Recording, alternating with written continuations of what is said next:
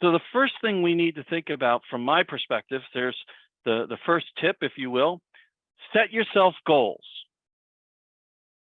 Does everybody here know everyone else on this call? And I know, Scott, it's good to see you. Thanks for coming along. I know that none of you probably know Scott Boudreau. Scott's local to me, and he and I have a good relationship from networking groups like this that we both attend on a regular basis. And I can always count on the fact that if I'm speaking somewhere and Scott knows it, he's probably going to show up and be a part of the conversation. And I really do appreciate that. But we've built a relationship simply because of this networking opportunity. Paul, I'll also add that Scott is also a frequent participant in these Monday sessions. So it's good to see him again. Great. So Daryl and Krishna both say, no, you don't know everybody on this call. So that's not a surprise. This is an opportunity for you to network. So I would pick, typically if I'm going to a meeting like this, I'm going to pick 2 or 3 people that I've not met before and reach out to them and connect on LinkedIn. And then I'm going to try and have a conversation or 2 with them over the next week or so that I can start to build a relationship with them and create my, in addition to my network, because you never know who they may know that could help you in your job search, right?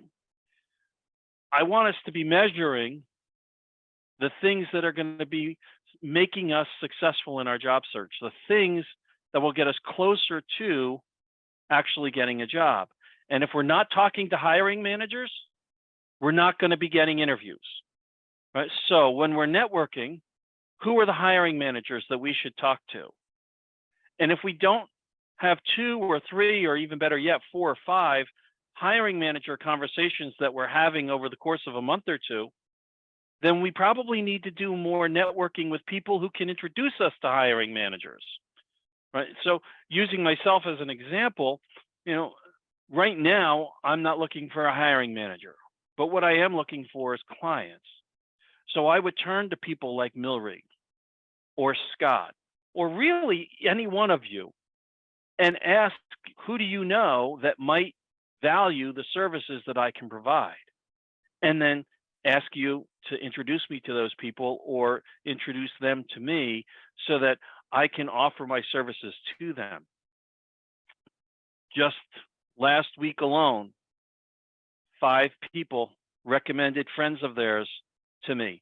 In fact, yesterday, I was at my mother-in-law's 95th birthday, God bless her, and talking with the wife of one of her other children, whom I don't know that well.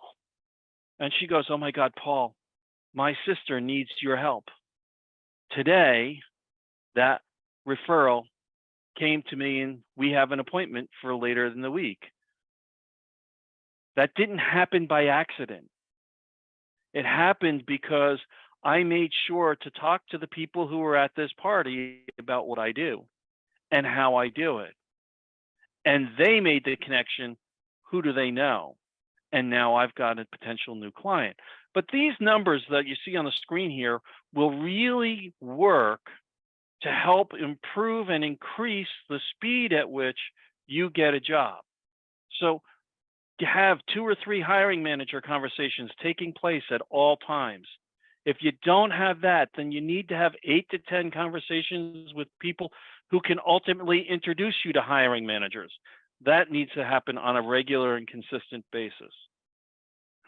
Another way to look at it is find the top 5 companies you most want to work for and see if you can get at least one person you know in that company, or get an introduction to at least one person in that company. And then that person, you will work on them to introduce you to the hiring manager. Job seeker networkings like this are fantastic, as are professional association meetings and industry association meetings. Actually, my clients for the past 1.5 years have all been singular in their response that the #1 best place that they have gotten new networking connections that have led to job opportunities is their College Alumni Association. So reach out to those alumni. It's interesting what happens there, it seems, from what I can tell,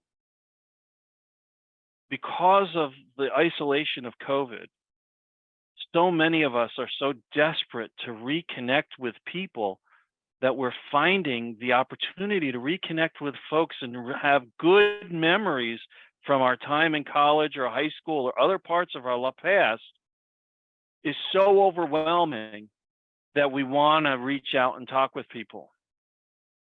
I never expected that I would do this, but in October, I'm going to be heading back to Florida Institute of Technology for a long weekend, simply because the soccer team is having a reunion of all of the graduates who were on the soccer team in the 1980s. And so I'm going to go and visit with all those guys that I was friends with on that soccer team for that year, those years, right? Find places and ways, but measure your productivity. And one way you can measure it is by creating your own dashboard. This is a fantastic tool from my perspective, because what it'll do is help you to see, where am I lacking, right? If I don't have enough interviews in process, then I need to be talking to more hiring managers. If I'm not talking to enough hiring managers, then maybe I need to be talking to more people in general networking that will introduce me to hiring managers.